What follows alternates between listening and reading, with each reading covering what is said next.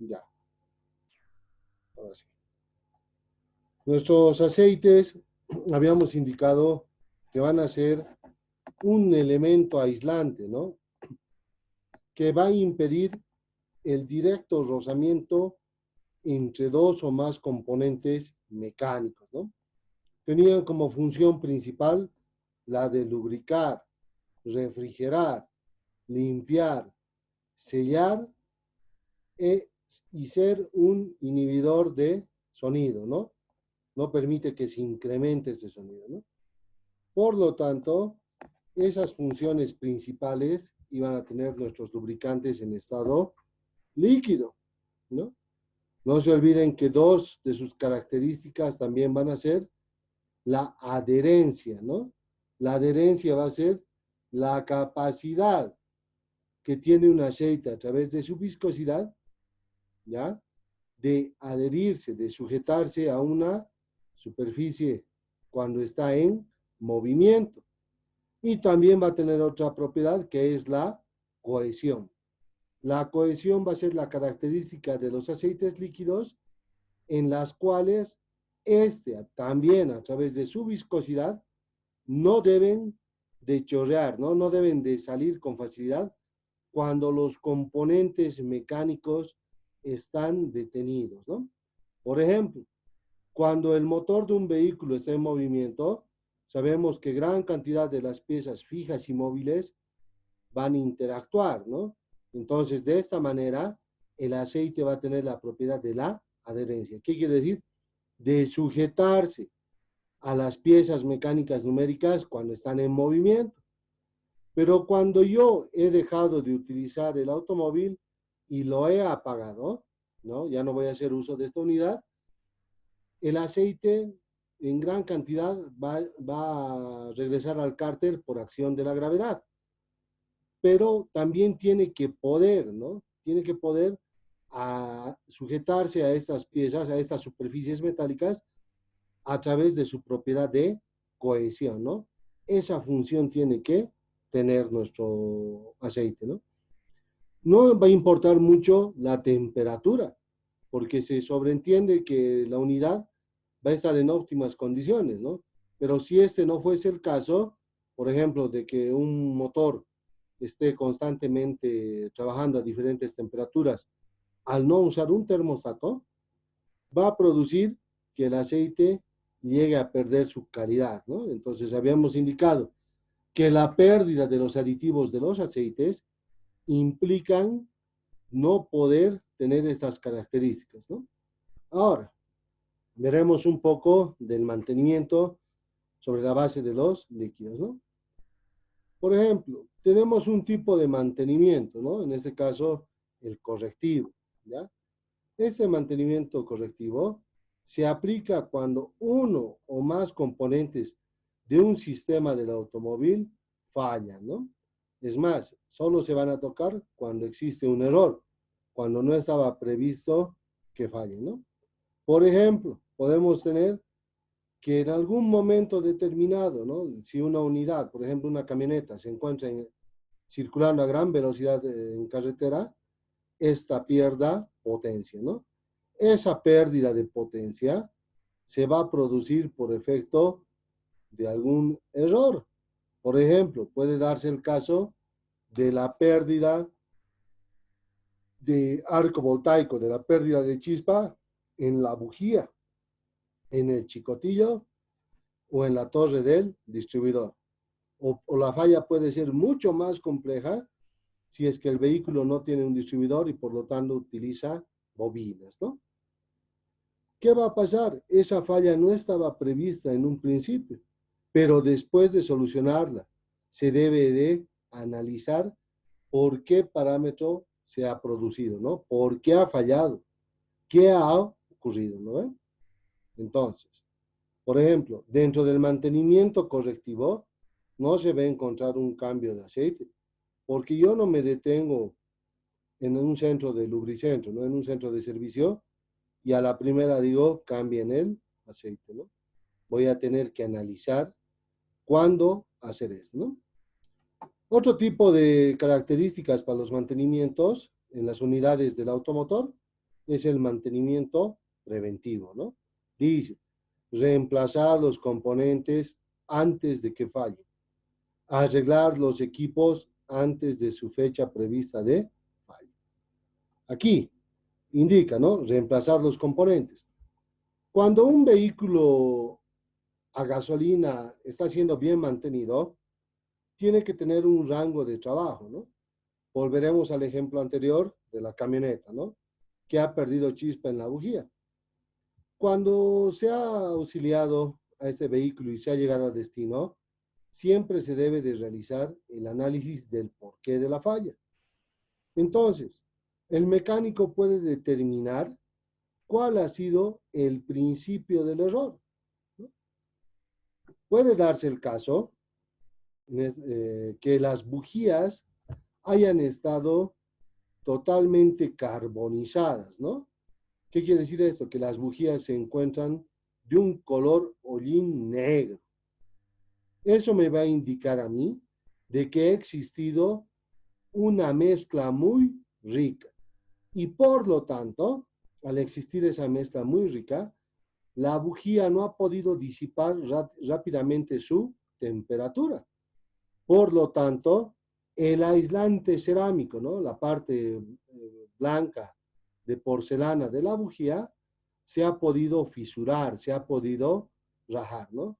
Entonces, debido a esto, la chispa que estaba siendo generada por la bobina y ha circulado hacia el distribuidor y ha recorrido un chicotillo para llegar, se ha tenido que derivar, ¿no? Ha tenido que saltar en algún lugar metálico, ¿ya? Y no ha llegado a saltar la chispa entre los electrodos de la bujía. Por lo tanto, el combustible que había sido admitido y estaba siendo comprimido para poder estallar, no ha podido combustionar. Por lo tanto, esa gasolina va a salir en estado crudo, ¿ya? Esa gasolina no ha combustionado, va a salir por el sistema de escape. Pero si por alguna razón esta falla durante el trayecto de esa camioneta en una carretera ha sido constante, puede llegar un momento en que el combustible que no ha estallado, pero está dentro de la cámara de combustión, ha ido mojando a los electrodos, ¿no? Tanto al electrodo central y al electrodo de masa.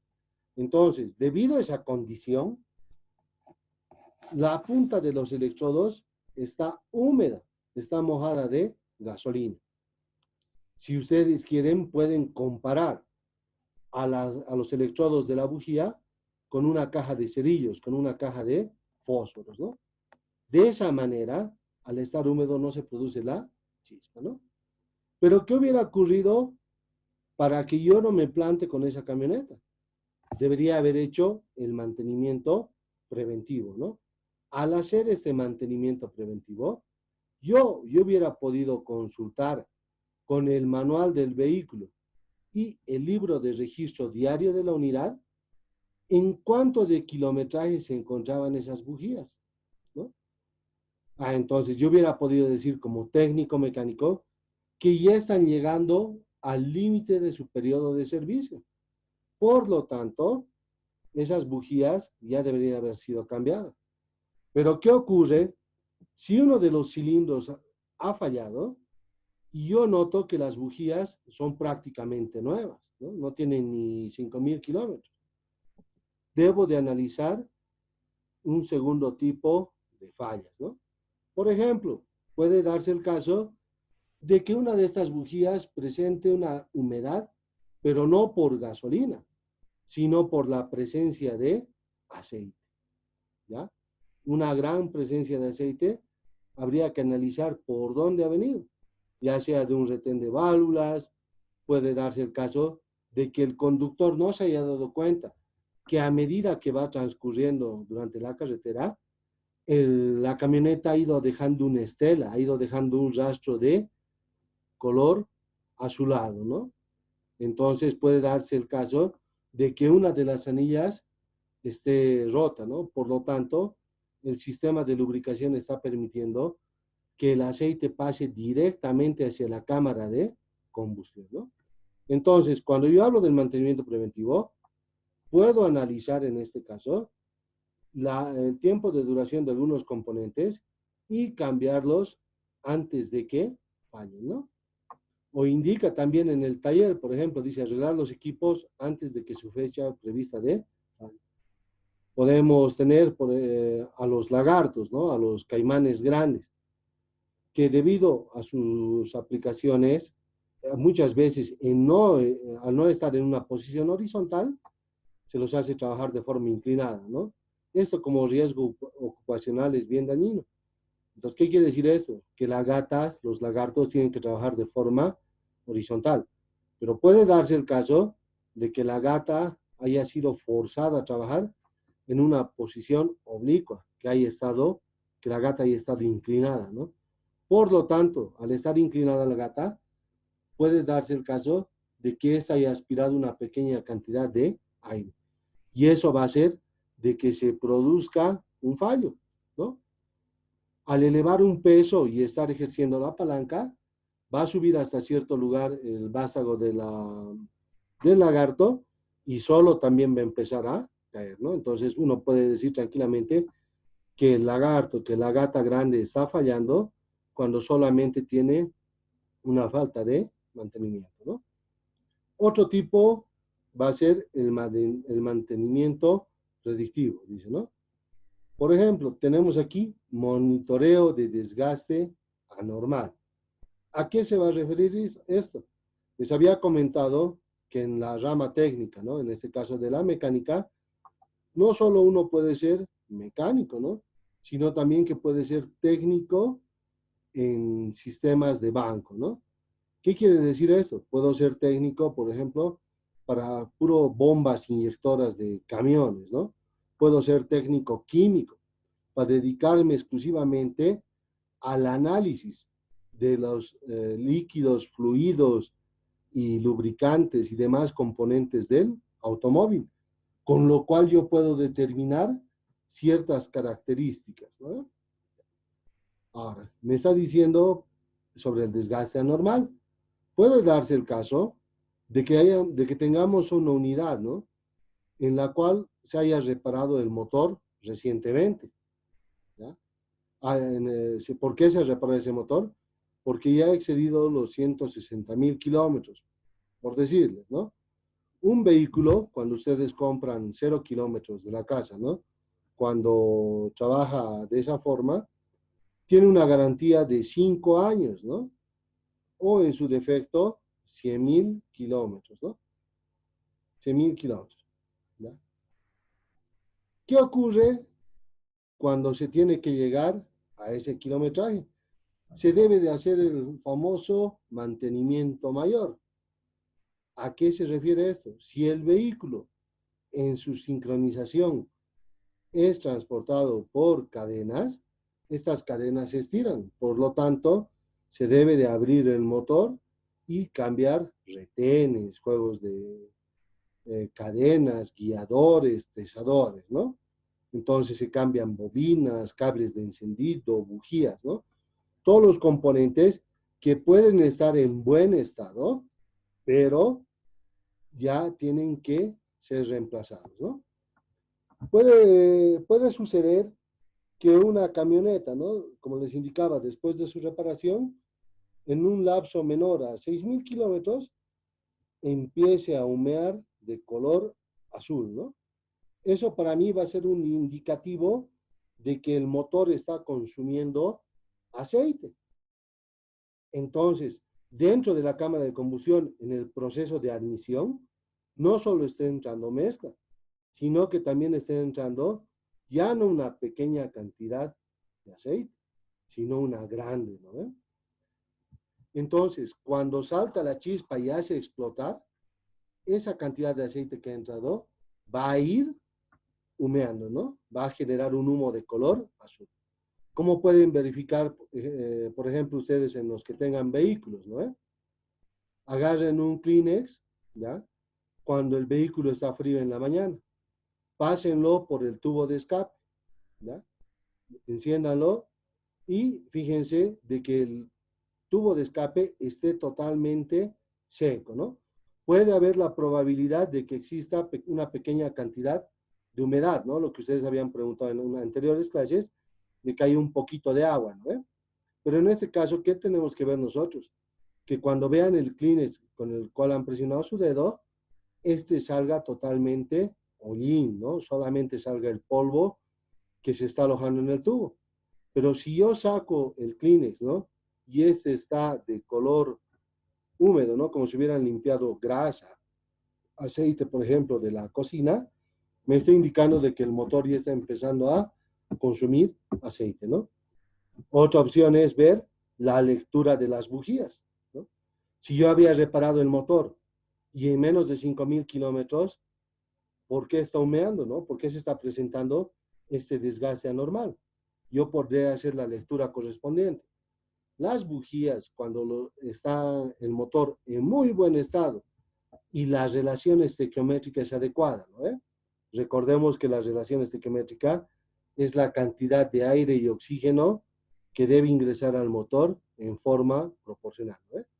Entonces, por lo tanto, si esa mezcla, esas relaciones estequiométricas está entrando de esa forma al motor, cuando salte la chispa y se produzca la transformación de energías, a través del tiempo, mi bujía entre los electrodos central y electrodo de masa debe ser de un color cafecito, de un color ladrillo. ¿Qué quiere decir eso? Alguna vez han de vivir en una construcción, ¿no? Agarran y muelen los ladrillos, los pedazos, ¿no? Queda un polvillo. Igualito debería ser las puntas de la bujía, ese color ladrillito. Pero tiene que tener una pequeña cantidad de un polvito, ¿no? ¿Se dan cuenta? Se tiene que sentir. En la punta de esta bujía no debe presentarse características arenosas. Entonces, yo como técnico mecánico puedo evaluar cuál es la falla que se está produciendo en ese motor que hemos recientemente reparado, ¿no? Esto a través del mantenimiento preventivo. Determinación de los intervalos correctos de cambio de aceite. ¿Esto a qué se va a referir? Les había dicho, ¿no? No es que yo vaya directamente a hacer cambiar el aceite del motor, ¿no? Debe de haber un periodo establecido de funcionamiento, ¿ya?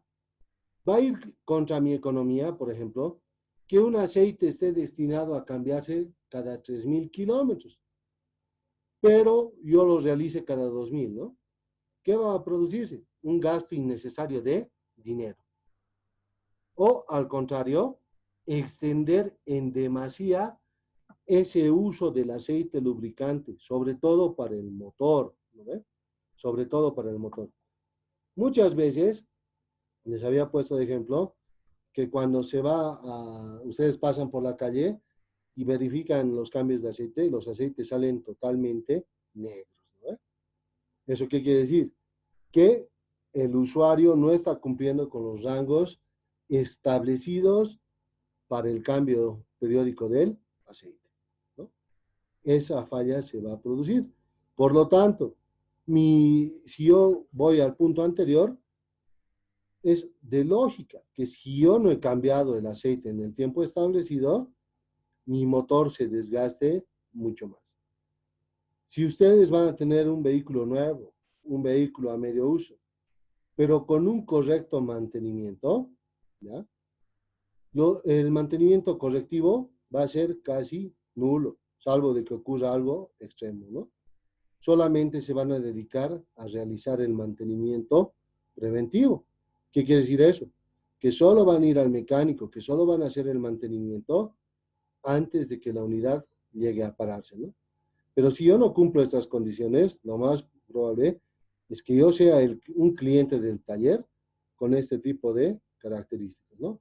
La mayoría de la gente siempre va a caer en este lugar, ¿no? En los mantenimientos correctivos. Espera a que falle para poder solucionar. Pero cuando se hace este tipo de mantenimientos correctivos, lo más probable es de que el gasto de dinero sea mayor. ¿Por qué? Porque si se va a sacar algún componente o se tiene que desmontar algún sistema del automóvil, lo más probable es de que existan otras fallas también. y estén relacionadas al mismo conjunto. Por lo tanto, el incremento, ¿no? Y el gasto va a ser mayor. Hay estudios, ¿no? Pueden buscar, por ejemplo, en YouTube, donde indica que los vehículos que han salido 0 kilómetros, ¿no? De la casa y han tenido sus cambios de aceite, ya están llegando a los 200.000 kilómetros, ¿no? El doble del periodo del mantenimiento establecido, ¿no? Y no presentan fallas. A algún momento sí van a presentar fallas, pero en este caso siguen presentando compresión, ¿no? Fuerza, reacción en el motor, solamente respetando los determinados cambios de aceite. Ustedes tienen que transmitir este conocimiento, ¿no? O es más, si son dueños de alguna unidad automotriz, establezcan este servicio, este periodo. Es bien importante, pero no solo para el motor, sino también para el sistema de transmisión y para el sistema diferencial. Hay muchos usuarios que cambian, por ejemplo, en el transporte público, ¿no? Cada mes están cambiando el aceite del motor, pero se olvidan de que la caja de velocidades y el diferencial trasero, ¿no? La corona también utiliza aceite, ¿ya? Entonces, ¿qué se produce en este caso? ¿Ya? Se está produciendo un desgaste anterior. Mi motor a lo largo del tiempo va a tener buen rendimiento, pero mi sistema de caja y corona se va a dañar. Entonces yo no podré echar esa culpa al fabricante, ¿no? Sino a mí mismo por negligente. Existe también otro tipo de mantenimiento, ¿no? En este caso va a ser el proactivo. Este mantenimiento proactivo, más que todo, está destinado a los sistemas de maquinaria pesada, ¿no? A estos más que todo está.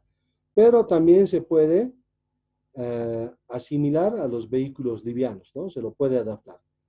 Este sistema de mantenimiento proactivo tiene que tener un control manual, ¿no? Tiene que estar establecido mediante planillas, tiene que tener esas características, ¿no? Indica evaluar mejoras de la filtración. ¿A qué se refiere esto? En la maquinaria pesada, a diferencia de los vehículos livianos, el cambio de aceite debe ser proactivo ahí, predictivo. ¿Qué quiere decir? Si yo, a ver, vamos a responder a su compañero. Hacemos una pausita. Sí, de Nilsson, ¿cuál es tu consulta? No, pero va a disculpar, he apretado el botón equivocado, va a disculpar por la clase. Ya, no hay problema. Si quieren consultar, ya saben, ¿no? Levantan la manito y sale aquí, no hay ningún inconveniente. ¿Ya? Les indicaba, ¿no? Que en el mantenimiento proactivo, a diferencia de los vehículos livianos, los periodos de cambios de aceite son estrictos, ¿no?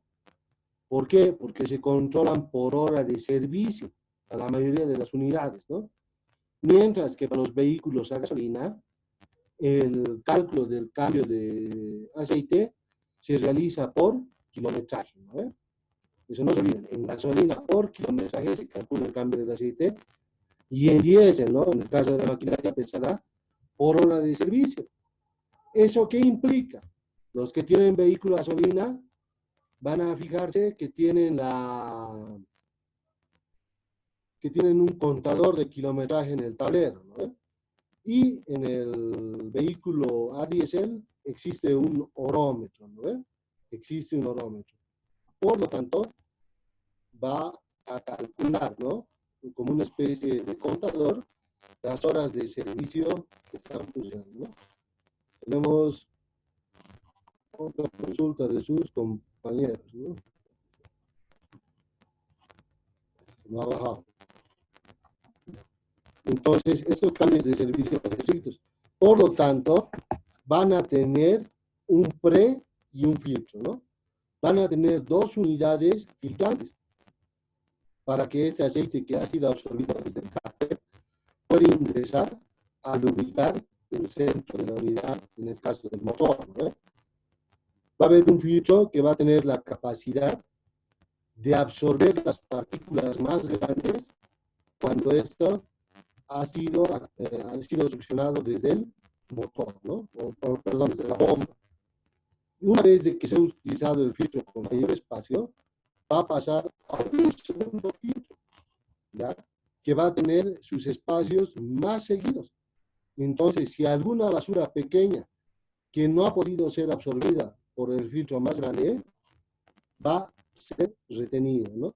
Por lo tanto, al tener doble sistema de filtrado, mi motor va a trabajar de forma más correcta, ¿no? Y va a durar mucho más. Pero para lograr ese sistema de filtración por doble elemento, se tiene que tomar en cuenta que la unidad también tiene que generar gran presión, ¿no? Como son máquinas grandes, eso no va a ser mucho problema, ¿no? A diferencia de las máquinas pequeñas. Para que si en todo caso yo quisiera utilizar este sistema de doble filtración, ¿ya? El motor va a tener que girar más rápido para poder generar esa sobrepresión. Por lo tanto, el motor va a tender a consumir mayor combustible, ¿no? Por eso no es muy utilizado en vehículos livianos, ¿no? Aquí, el mantenimiento proactivo. Evaluar el tipo de lubricante y cambios de marcas, ¿no?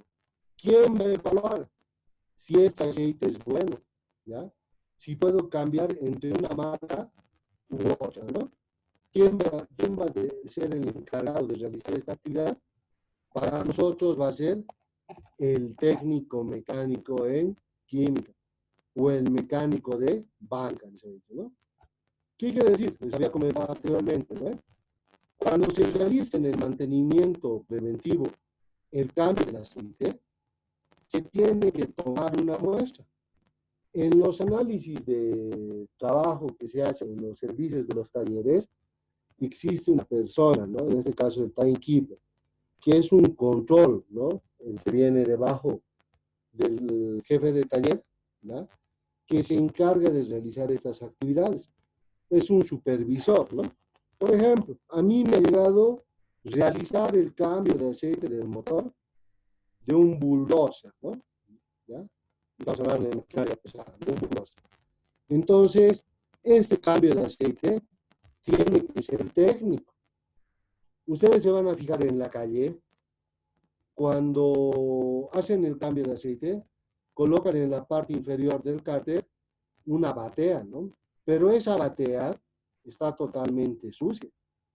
Ellos sacan el tapón, hacen chorrear el aceite, sacan el filtro, lo meten a esa batea y se ponen a realizar el aseo del vehículo. Se ponen a lavar, ¿no? ¿Qué ocurre en este caso? Si yo hiciese eso en un taller, estaría incurriendo en el proceso técnico. ¿Qué es lo que debería hacer yo? Debo de tenderme debajo de la unidad, o si es que tengo un elevador, ¿no? Sacar el tapón del aceite e ir viendo y recibirlo en un recipiente adecuado. Porque no se olviden que todos estos lubricantes son residuos de hidrocarburos, son derivados. Por lo tanto, son nocivos, son contaminantes, ¿no? Entonces, a medida que va saliendo el aceite del cárter, yo debería tomar una muestra, ¿ya? E ir fijándome cómo va saliendo este aceite del cárter del motor, ¿no? Debo fijarme si hay partículas, si brillan o brillan, si el aceite es opaco. Debo de poder fijarme si en la salida de la cantidad del aceite existen grumos, ¿no? Existe basura. Una vez de que he podido sacar la muestra y poder determinar de que no existen novedades en la salida del aceite del cárter, voy a proceder a sellarlo, ¿no? Para este tipo de unidades se debería cambiar la arandela de asentamiento, ¿no? La arandela, a diferencia de una volanda, ¿ya? Va a ser su grosor. Físicamente puede ser un círculo con un diámetro interno I externo. Pero si lo medimos, ¿no? Si lo vemos en la parte de la altura, las arandelas siempre van a ser de menor espesor, ¿no? Generalmente entre 0.10, 0.12 hasta 0.15 de centésima de pulgada, ¿no? ¿Por qué tienen que ser así de delgaditas las arandelas? ¿Por qué no pongo yo una volante? Las arandelas tienen la capacidad de que al aplicarles torque, ¿no? Al poner la presión, estas lleguen a deformarse con la plancha del cárter. Entonces, de esta manera, yo estoy generando un sello estanco, no va a haber fuga, ¿no? Si el fabricante me dice que al perno tapón del cárter yo le coloque unas 25 libras pie de torque, debo de cumplir eso. ¿Por qué? Porque existe la arandela que se va a deformar para generar un sello estanco, para que no existan fugas, ¿no? Pero, ¿qué ocurre en nuestro medio? ¿No? Para realizar esa función de tapar el tapón del cárter, se van a fijar, ponen teflón, ¿ya? Algunos talleres de estos que trabajan en la calle agarran hilo, ¿no? Una pirita, y van enroscando al borde de la rosca del tapón. Entonces, al ir haciendo ese proceso, ¿ya? Cuando se pone el tapón dentro de la rosca, el cordel, el hilo que están colocando, va a rellenar los espacios y sí va a evitar de que haya cambio de aceite. Pero eso no es un proceso técnico. Yo no puedo darme el lujo de hacer ese tipo de actividades en maquinaria pesada, porque no se olviden, se controla por hora. ¿Eso qué quiere decir? Que ese tipo de máquinas tienen que trabajar 24/7. Y no por un error de una arandela, la unidad puede estar detenida. Yo, ¿qué debo de analizar? A ver, cuando he hecho el cambio de aceite, ¿no? He hecho el proceso técnico y he sacado la muestra, debo de ir al laboratorio. Entonces, en el laboratorio, en base a reactivos, se va a poder determinar qué tipo de metales están suspendidos, ¿ya? En el aceite que se ha extraído del motor. En otras palabras, qué componentes se han gastado. Eso es lo que yo voy a poder evaluar en el mantenimiento proactivo. Voy a poder analizar qué piezas se están desgastando, ¿ya? Y qué ocurre si yo cambio el aceite lubricante. Podría darse el caso que por alguna razón, por ejemplo, para maquinaria pesada, todos los aceites se compran en turriles, ¿no? Entonces, haya venido con falla de producción o durante su traslado se haya contaminado, ¿no? En este caso con una cantidad X de agua. Entonces, el aceite, al ser analizado, yo voy a poder determinar si me conviene, en este caso, ya subir, por ejemplo, la viscosidad. Puede darse la situación de que el motor haya estado trabajando con un aceite 1040, pero al analizar las partículas que existían al extraer del cárter, tenga diferentes condiciones, ¿no? Entonces yo voy a poder subir la viscosidad del aceite, ¿no? En este caso. Entonces, de esta forma yo estaría mejorando el mantenimiento de la unidad, ¿no? Confirmar las actividades de mantenimiento. ¿Qué tengo que hacer yo aquí? Había indicado que para el mantenimiento predictivo y para el mantenimiento proactivo, en este caso de los lubricantes, yo debo tener tablas, debo de tener planillas de cada una de las unidades, ¿no?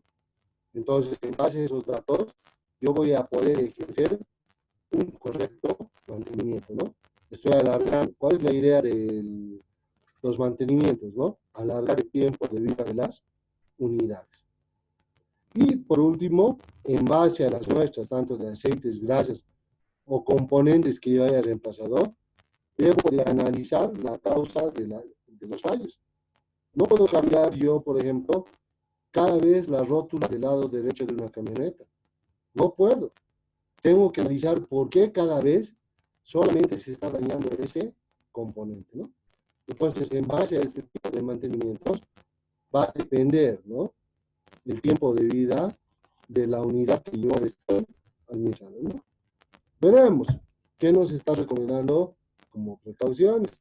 Dice, el agua es incompatible con el aceite y conduce a severos fallos de los componentes.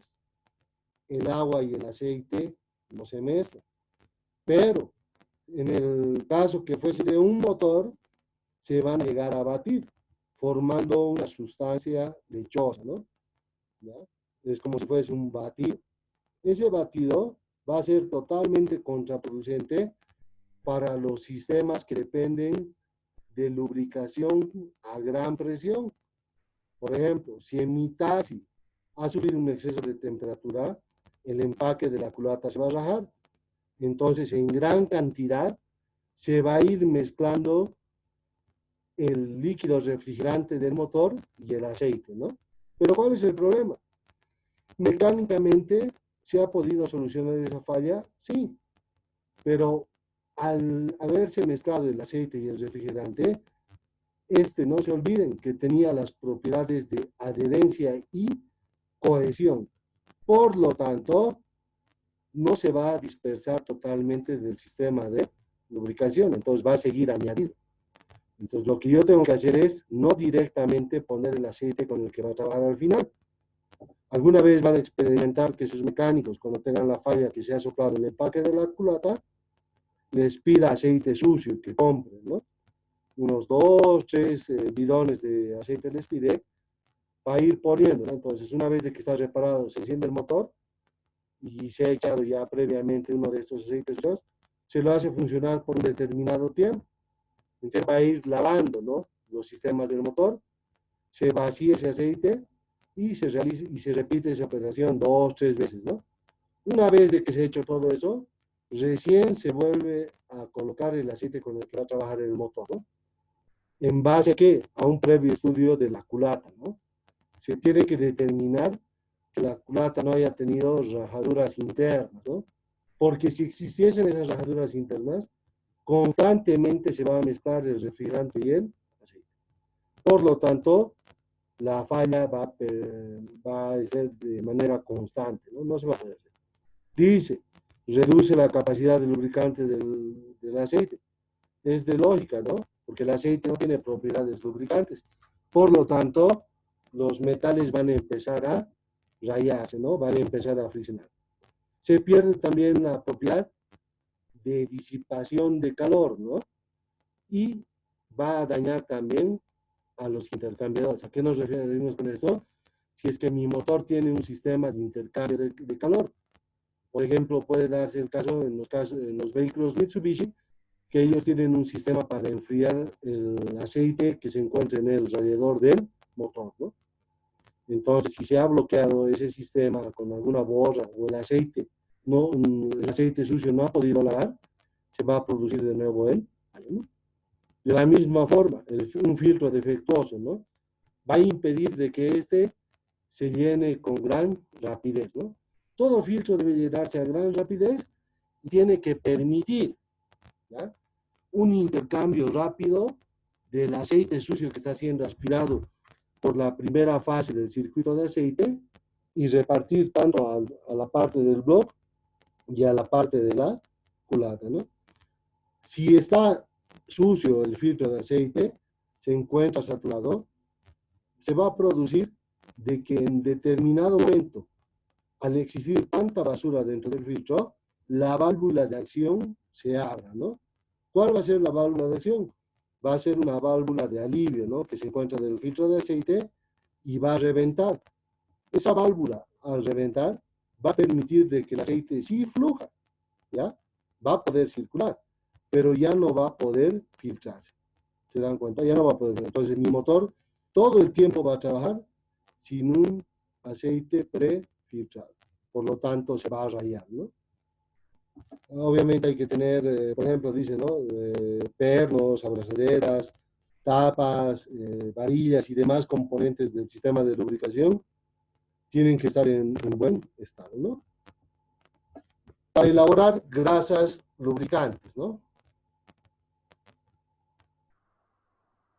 Estas grasas lubricantes también van a ser derivados del petróleo, ¿no?, en su gran mayoría. ¿En base a qué? No se olviden, en base a las naftas y a las parafinas, ¿no? Dependiendo del tipo de grasa, va a tener principalmente una característica, ¿no? Que va a ser la base mineral, esta base mineral que va a ser para nosotros la especie de manteca, ¿no? La base. Van a tener una cantidad, en este caso, ¿no? Como ejemplo, nos ponen del 5 al 20%, ¿no? Esto le va a permitir, estar junto con la base mineral, evitar de que se mezclen, ¿no? Y también va a tener aditivos. Estos aditivos le van a brindar, ¿no? A la grasa lubricante ciertas características especiales, ¿no? Le van a permitir trabajar en algún lugar del motor.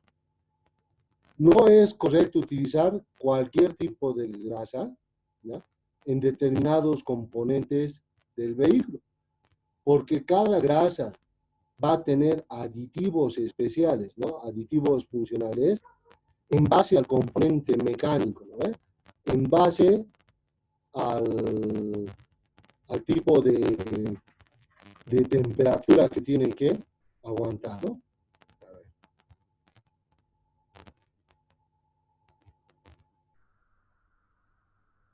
A ver,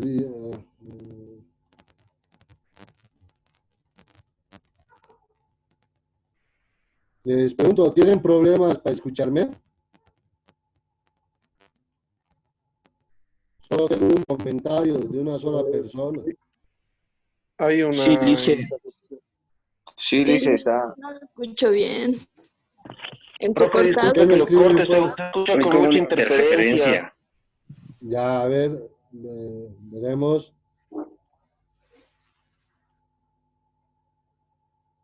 Está bien, al chat siempre van a escribir, no hay problema, voy a leer.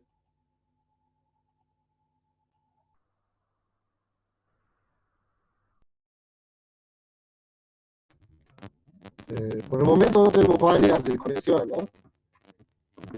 Parece que el servicio de internet es el que está saturado, ¿no? En los turnos de la noche hemos tenido alguna falla similar, ¿no? Pero si tienen preguntas las van a ir anotando, ¿no? Yo las voy a ir respondiendo. Entonces les decía, ¿no? ¿Ahora me escuchan bien? Sigue con ese ruido. ¿Qué tipo de ruido espero? Es como si fuese algo que estuviese haciendo corte. Como interferencia. Sí, como si estuviese haciendo corte de electricidad, así como cuando chocan dos cables de electricidad, ese mismo ruido pareciera. Ya, pero en este caso yo no tengo nada activado de ese tipo, ¿no? A ver, trataremos de ver. Tal vez alguno de sus Bueno, micrófonos está perdido. ahorita ya se ha perdido, ya no se escucha. Ya, a ver, si existe algo, me explican, me indican por el chat. Lo más Está bien, probable es que Lice. haya estado abierto un micrófono de alguno. A ver, por ahí. Seguiremos. Está bien, Lice. Habíamos indicado que los aceites, ¿no? Al ser derivados del petróleo, van a estar en dos tipos de base, ¿no? En este caso, en base tipo de nafta y el otro de tipo parafina, ¿no? Los cuales tienen que ser añadidos, mezclados con espesantes y aditivos en determinadas proporciones. No va a ser adecuado.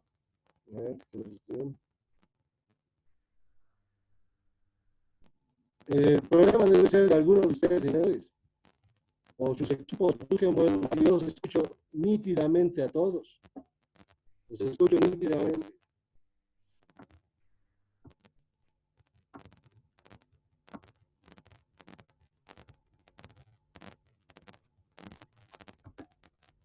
Yo los escucho totalmente claro. En mi máquina no existe ningún tipo de falla, ¿ya? Entonces, este tipo de servicios, ¿ya?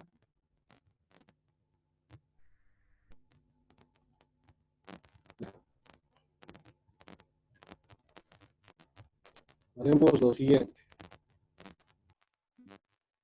que las grasas son derivados del petróleo, Por lo tanto, se pueden dividir en dos tipos de base, ¿no? Una base en base a la nafta y otra base en tipo a las parafinas, ¿no? Este tipo de grasas se debe mezclar con los espesantes, ya que van a ser productos químicos y aditivos que le van a brindar a la grasa características especiales, ¿no? Por ejemplo, las de soportar temperatura, las de soportar trabajo extremo, presión, propiedades de adherencia, propiedades de cohesión, ¿no? Les pongo un dato. A un tractor, ustedes van a ver, ¿ya? A un tractor ustedes van a ver que tiene grasa entre su eslabón, ¿no ve? Grasa en su eslabón. Entonces, cuando circula por un río, ¿ya? Cuando circula por un río, esa grasa no se va a poder salir con facilidad. No va a poder salir con facilidad. ¿Ya? ¿Ven? Alguien está su micrófono abierto. No se debe de aplicar la misma grasa a cualquier tipo de componente, ¿no? ¿Por qué? Porque sus propiedades no van a ser las mismas, ¿ya? No van a ser las mismas. Yo no puedo poner cierto tipo de grasa a cualquier componente, pese a que existen grasas para usos universales. ¿Qué quiere decir eso? Que va a haber grasas aplicadas, por ejemplo, para rodamientos, pero que yo las puedo utilizar para otras aplicaciones porque no necesitan requerimientos específicos, ¿no? Eso se va a ocurrir.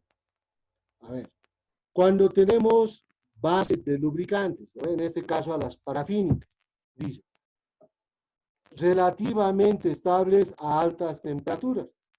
¿Qué quiere decir eso? Van a aguantar y trabajar muy bien hasta cierta temperatura, pero de ahí se van a dañar, llegan a diluirse, ¿no?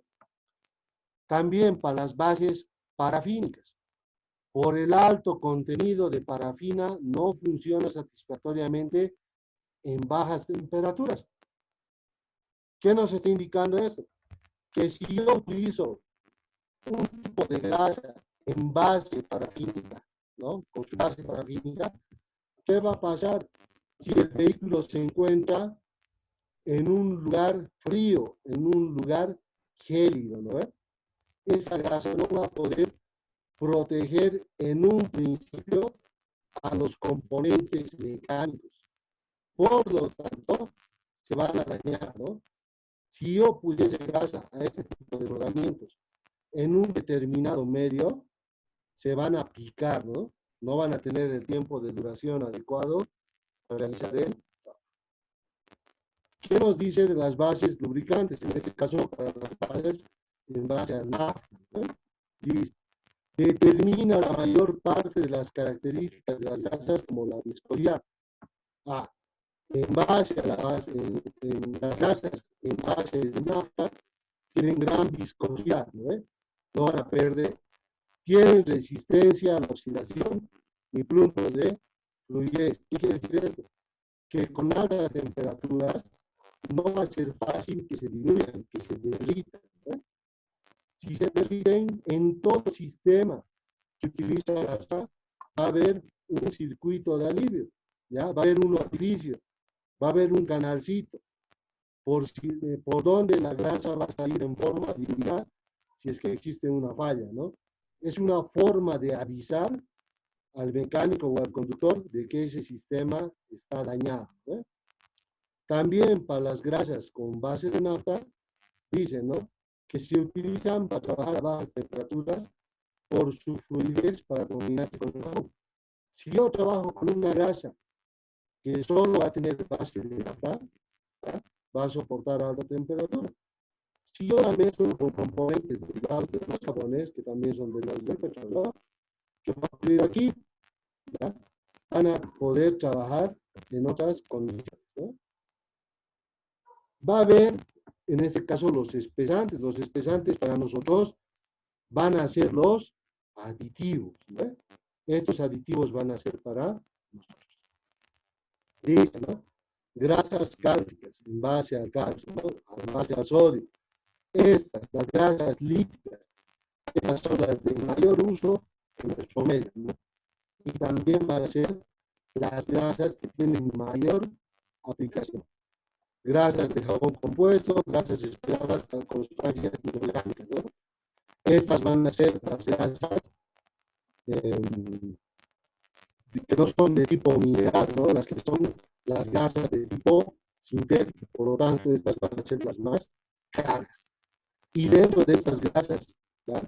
Van a existir aditivos como el aluminio, el bario y el molibdeno, que van a brindar, ¿no? La función de poder rellenar pequeños orificios, ¿no? Pequeñas deformaciones que existan en los rodillos, ¿ya? Que existan en estos lugares. No se olvide que los rodillos de los rodamientos son componentes lisos, altamente brillosos, por los cuales tienen que circular a través de una pista, ¿ya? Su método de lubricación va a ser la grasa. Pero ¿qué ocurre? Si esta grasa ha sido insuficiente, ¿ya? Si no ha sido la correcta para la aplicación, o no ha tenido este tipo de aditivos, van a empezar a picarse, ¿no? Las grasas, al empezar a picarse, perdón, los rodillos al empezar a picarse, van a producir sonidos, ¿ya? Sonidos de vacío. ¿Qué quiere decir eso? Que cuando ustedes están circulando, la llanta, el conjunto de la rueda, ¿no? Va a empezar a variar el efecto auditivo que tiene. Es como alguna vez han de experimentar, cuando se encuentran en una movilidad y pasan de una avenida recién asfaltada a una que ya es vieja, se siente que gran parte del asfalto se ha perdido, ¿no? Y quedan como pequeñas piedritas. Entonces empieza a cambiar de sonido, ¿no? Ese sonido se va a producir por el picado de los rodamientos. Las grasas cálcicas, ¿no? Indican qué ventajas tienen. Estructura suave, buena estabilidad mecánica, ¿no? Están aplicadas a cierto tipo de componentes. Resistentes al agua. ¿Esto qué nos va a indicar? De que pueden aplicarse en lugares que pueden entrar en contacto con este elemento, ¿no? Por ejemplo, una punta de eje. Para trabajos en ambientes marinos es recomendada grasas de jabón, calcio y plomo. ¿Qué indica aquí? Que cuando se encuentra en el mar, por ejemplo, en un motor estacionario, ¿no? El motor de un barco, de un pesquero, se va a producir aquí de que estas grasas van a tener la propiedad de no absorber humedad del ambiente. Por lo tanto, no van a tender a oxidarse, ¿no? Tampoco va a existir porosidad. Pero presenta desventaja, ¿no? Dice que bajo ciertas condiciones, el jabón que estaba sirviendo como espesante y elemento de fluidez se va a perder y va a hacer que la grasa, ¿no? Pase de su estado sólido a un estado líquido, ¿no? Pero fíjense la temperatura. Solamente va a ocurrir esto cuando la temperatura sea mayor a 60 grados centígrados, ¿no? Hay un micrófono abierto. Grasas sólicas, ¿no? Este tipo de grasas.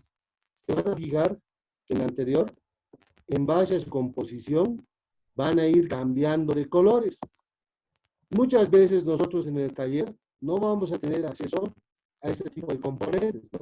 Pese a que dice en los envases de la grasa las características que tiene y el tipo de material al cual está destinado, ¿no? Va a tener esas características.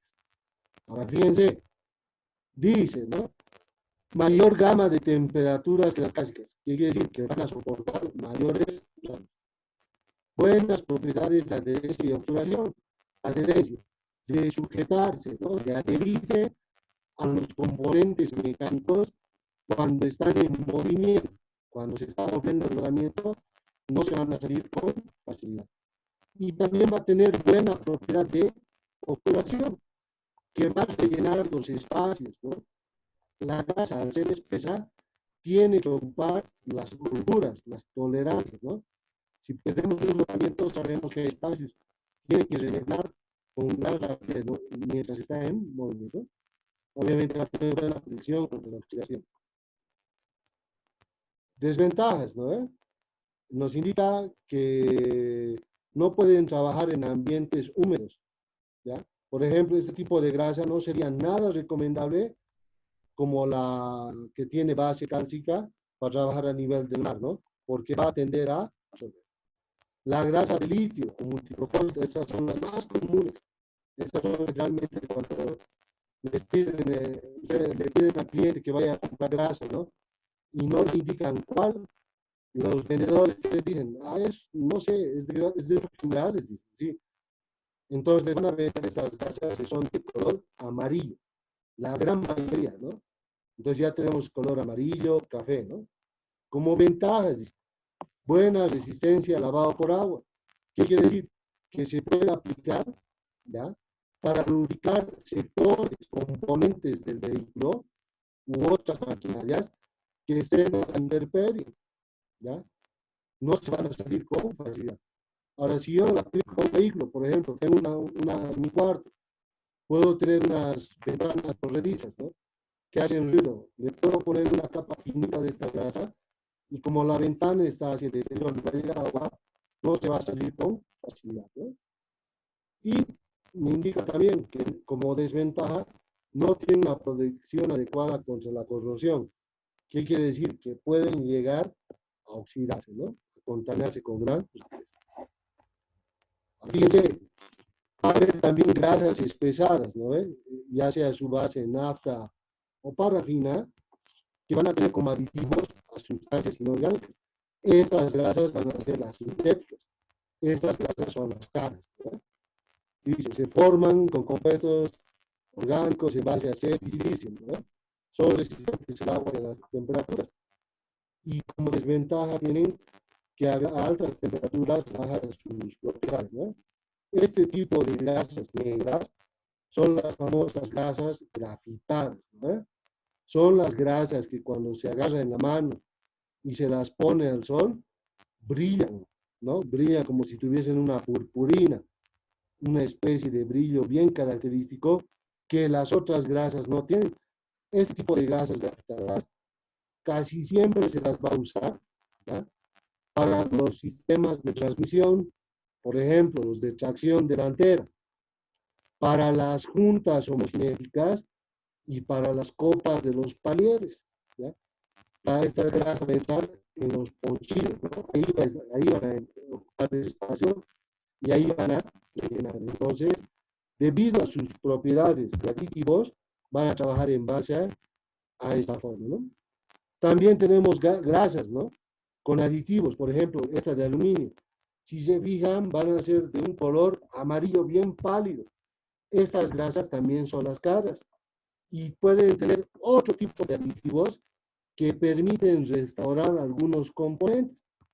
Ayer habíamos indicado que existen aditivos para el aceite del motor, ¿no? Había habido ese tipo. Pero también va a haber aditivos para las grasas. Por ejemplo, si se ha llenado de picaduras algún rodamiento y se pone un tipo de estas grasas, ¿no? Obviamente, mientras los daños en el rodamiento no sean muy grandes, se puede volver a utilizar, ¿no? Toda la vida es recomendable cambiar, pero en este caso estas grasas van a impedir, ¿no? Van a rellenar estos espacios. También como aditivo las de bario, ¿no? Buena estabilidad a altas temperaturas y a su resistencia por lavado con agua. Aquí se pueden aplicar para los rodamientos de los palieres traseros, ¿no? Por ejemplo, para las ambulancias. Sabemos que una ambulancia siempre va a circular a gran velocidad y también va a tener momentos de frenados bruscos, ¿no? O de largo periodo. Por lo tanto, con la elevación del sistema de frenos, no van a sucumbir, ¿no? No van a empezar a diluirse con gran facilidad. Va a haber otras, ¿no? Esta, la de bisulfuro de molibdeno. Va a haber códigos en los manuales, como SEHL, que indica el tipo de grasa y aplicación que se va a tener en el vehículo, ¿no? Bajos coeficientes de fricción y reducen el desgaste de los mecanismos lubricados, ¿no? Tiene como propiedad que en base a su viscosidad no se desgaste rápidamente, ¿no? Obviamente van a ser grasas de mayor costo, ¿no? De mayor tipo. Por ejemplo, dice, apoyados en coeficientes de fricción, rodamientos y otros, ¿no? Entonces, todo este tipo de elementos para poder friccionar. Puede darse algunos casos especiales, sobre todo de algunos tipos de motores, que para armar las bielas al cigüeñal se pone una pequeña cantidad de grasa, ¿no? Para sujetarlos. Por ejemplo, cuando se va a reparar el motor de un tractor y este no necesita certificado, se va a trabajar directamente en el vehículo, ¿no? En este caso en el tractor, sin sacar la unidad, ¿no? Otro tipo de aditivos, ¿no? Van a tener, al igual que las aceites, evitar desgastes, oxidantes, extrema presión. Puede haber sistemas de dirección, ¿ya? Que no van a tener gran rango de trabajo, pero sí una alta presión debido al peso, ¿no? De la estructura o del componente que tienen que soportar. Entonces van a tener esas características especiales. Puede añadirse también a las grasas todo este tipo de propiedades, ¿no? También van a haber propiedades detergentes, las que están presentes en los aceites, ¿no? De igual manera vamos a tener este conjunto, ¿no? Pero van a basarse en base a sus funciones y a sus composiciones, ¿no? Eso va a variar. Se tiene que efectuar el análisis para el cambio de la grasa, ¿no? Ese análisis, repetimos, lo hace el mecánico de banco. Él lo tiene que hacer, ¿no? Un elemento, por ejemplo, de tipo adictivo va a ser la basicidad, dice, ¿no? La basicidad para nosotros es la capacidad de neutralizar, ¿no? Residuos ácidos de la combustión de los carburantes, por ejemplo, en este caso de los motores diésel, ¿no? ¿Pero a qué se va a referir? Puede darse el caso que nuestro tractor no puede estar expulsando sus gases de escape por la parte superior. Puede darse el caso de que haya tenido un orificio, un hueco o alguna falla de ese tipo, ¿no? Por lo tanto, ¿ya? Esta unidad va a tender a echar esos gases hacia las cadenas, hacia las orugas. Pero las orugas están lubricadas con un tipo de grasa especial que tiene que añadirse y no salirse con facilidad. Pero este humo que va a atacar, ¿ya? Solamente va a impedir, la grasa no va a poder salirse con facilidad, ¿no? En base a qué se debe elegir una grasa, ¿no? Esto va a variar en relación al tipo de servicio que se tenga que aplicar, ¿no? Nos ponen un ejemplo que las grasas se utilizan como lubricantes y son imprescindibles en rodamientos, por ejemplo, ¿no? Pero en máquinas que son operadas arriba de 200 grados Celsius, ¿no? Este tipo de grasas no solo van a ser aplicadas en el campo automotor. Por ejemplo, puede haber una máquina que trabaja en una chancadora, en una fábrica que trabaja con líquidos y a presión y demás componentes, ¿no? Entonces tienen que funcionar, tienen que tener esas propiedades, ¿no? Aparte de la viscosidad, las grasas van a tener una propiedad especial, que es la consistencia, ¿no? Veremos un poquito de eso. Las grasas que se reblandecen, ¿no? Que se suavizan a elevadas temperaturas, pueden escapar de la superficie de fricción o rodamiento, ¿no? Eso es que a cierto rango de temperatura, antes de diluirse, pierden su consistencia, ¿no? Ya no son espesos. Por eso hay que saber elegir el tipo de grasa. También, ¿cuándo van a variar su consistencia? Cuando existen climas muy fríos, tienden a solidificarse, ¿no? Tienden a endurarse. Por lo tanto, no van a poder circular por los componentes que deberían de lubricar. Por lo tanto, también van a variar su consistencia, ¿no? Entonces, la consistencia de las grasas es la capacidad, ¿no? De poder endurecerse o diluirse, ¿no? Pero no llegando al punto de pasar de estado sólido a estado líquido, ¿no? Otra propiedad que va a tener es la miscibilidad, ¿no? es el cuidado de no usar grasas diferentes a las originales. Si mi rodamiento viene específico con cierto tipo de grasa, lo más correcto es no intercambiar, no cambiarla por otra, ¿no ve? ¿Por qué? Porque cierto tipo de grasas van a variar en base a los aditivos que tengan, ¿no? Entonces, no es correcto intercambiar esos tipos de grasas, ¿no? Las grasas, ¿no? Van a tener ventajas en base a los sistemas que tienen que lubricar, ¿no? Por ejemplo, aquí nos pone una comparación en base al aceite, ¿no? Pero no todos los sistemas se pueden lubricar en base al aceite, sobre todo por cuestiones de estanqueidad, ¿no? ¿A qué nos vamos a referir? A problemas de que el aceite pueda tener fugas, ¿no? De que los componentes al lubricarse tiendan a perder este aceite. Las grasas, dice, ¿van a tener mayor adherencia a las superficies? Sí, es correcto. Una grasa es difícil de sacar si es que no existe un elemento que la diluya. En el caso de nosotros podemos utilizar diésel y gasolina. Otra ventaja, mejor capacidad de sellado y aislamiento del medio. El aceite tenía la propiedad de sellar las holguras, la grasa también, pero las grasas tienen la propiedad de que cuando son instaladas a presión en ciertos componentes, funcionan para evitar que el aceite salga. Un ejemplo puede ser los motores antiguos, ¿ya? Los motores antiguos no se sellaban con silicona, porque simplemente no existía este elemento, ¿no? No existía la silicona. Por lo tanto, se utilizaban los empaques de corcho y una dosis generosa de grasa, ¿no? Que se tenía que aislar en las dos caras del empaque y de esa forma no existía pérdida de aceite, ¿no? La condición tenía que ser que a ese lugar que estaba sirviendo como sellador la grasa, no le llegue gasolina y no le llegue agua, ¿no? Porque una vez que le llegaba, lo más probable es de que la fuga sea permanente. Brindan también una excelente protección contra el desgaste.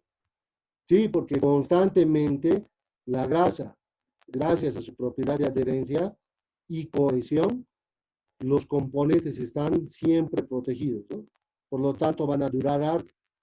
Es bien raro cambiar rodamientos de punta de eje, de chumacera de los vehículos, cuando la grasa ha sido bien instalada y bien sellada. ¿Qué quiere decir esto? Que la grasa tiene un periodo de tiempo, ¿ya? Mientras no esté en contacto con el exterior, dura largos periodos, ¿no? Bastante. Generalmente una chumacera, ¿no? ¿Qué es la chumacera? Por si me preguntan. Es el conjunto de rodamientos que sujetan al palier en la tracción trasera. Si ustedes se fijan en las ambulancias, las Land Cruiser, en la parte de atrás de la rueda, al centro del aro, existe un círculo con hartas tuercas, ¿no? Si ustedes sacan esas tuercas, van a llegar a una tapa, y esa tapa está alojando a dos conjuntos de rodamientos, ¿no? Y el palier es parte de esa tapa. Entonces, mientras no le llegue aceite y no le llegue a tierra, el periodo de vida de la grasa es bastante alto, ¿no? Bastante. Puede llegarse a cambiar en algunos casos cada 30.000 kilómetros, ¿no? Siempre y cuando esté bien sellado, que no se ensucie. Va a tener también como propiedad mayor lubricación frente a altas cargas y bajas velocidades. ¿Qué quiere decir esto? Pongamos el caso de un camión. El camión va a tener en la parte posterior de sus ruedas, ¿ya? Por ejemplo, un Volvo, un F12, un FH16. Va a tener un componente que se llama cubo reductor. Ese cubo reductor es un conjunto de engranajes, ¿ya? Que tienen la función de reducir el giro de las ruedas. ¿Esto qué quiere decir?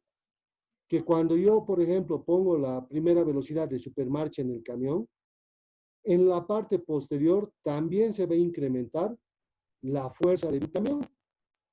Entonces, este conjunto de engranajes va a tener la capacidad de desmultiplicar el giro, ¿ya? ¿Qué quiere decir esto?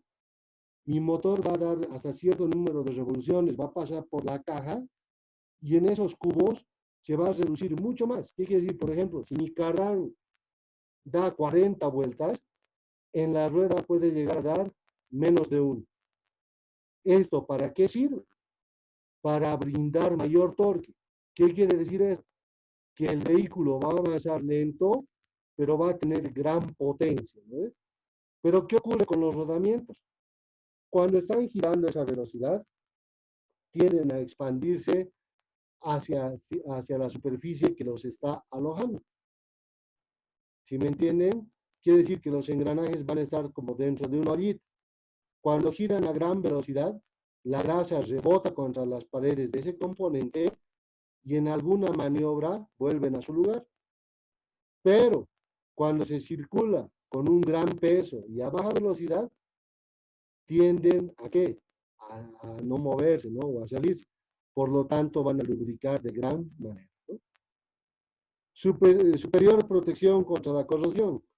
Mientras la grasa esté instalada en el conjunto de elementos que queramos lubricar y no exista un contacto con el exterior, estas no se van a contaminar, por lo tanto no se van a corroer, ¿no? ¿Cómo se dan cuenta? Cuando ustedes sacan la grasa, el lugar que ha estado expuesto hacia la parte por donde había el orificio va a ser de color café, ¿no? Mientras que el resto de la grasa va a mantener su color original, ¿no?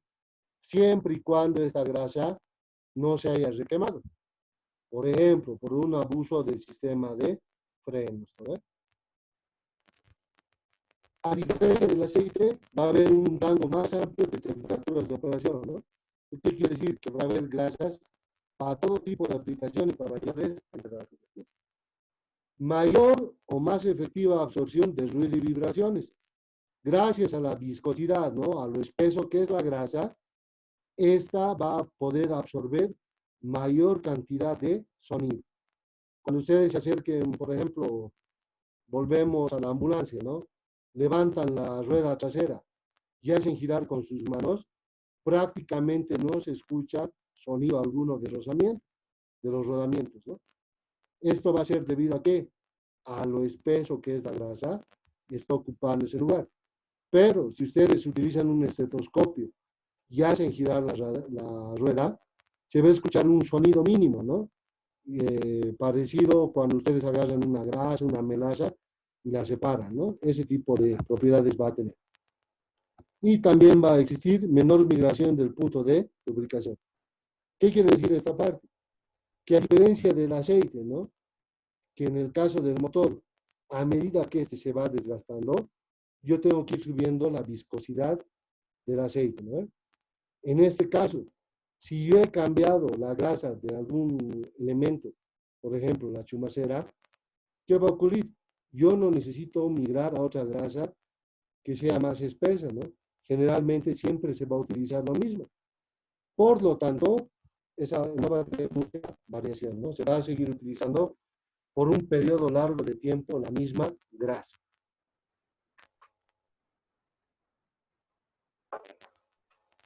Dice, ¿cuándo no se debe usar grasa? ¿No? Ponemos el siguiente caso.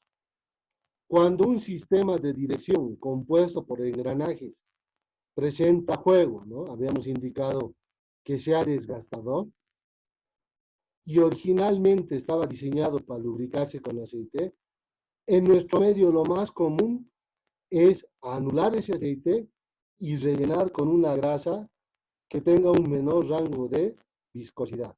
¿Qué quiere decir? Una grasa que no sea espesa. ¿Con qué objetivo? ¿Ya? De rellenar ese espacio, esa superficie que se ha gastado.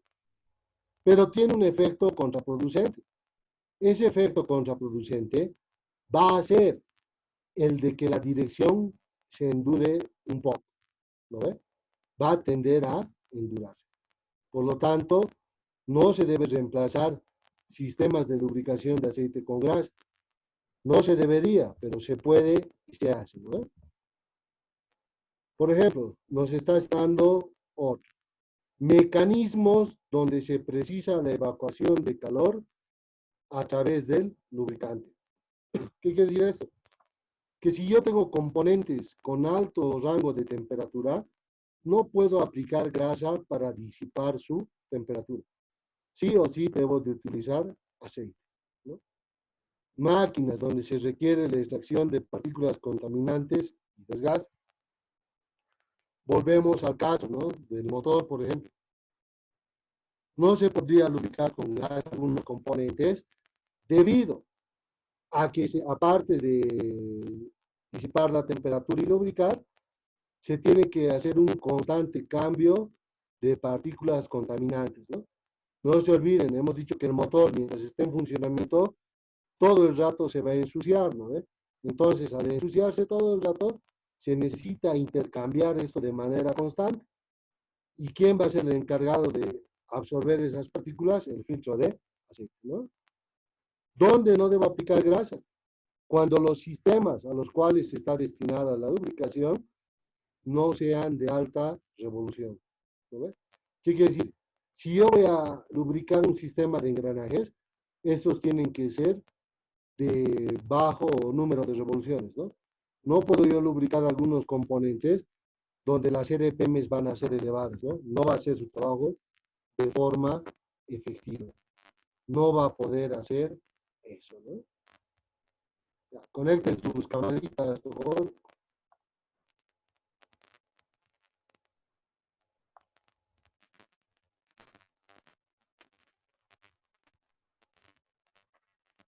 Escúcheme. Ayer, los que siguen conectados, ¿eh? Ha habido 5 evaluaciones que han entregado en blanco, ¿ya? Han entregado en blanco 5 evaluaciones.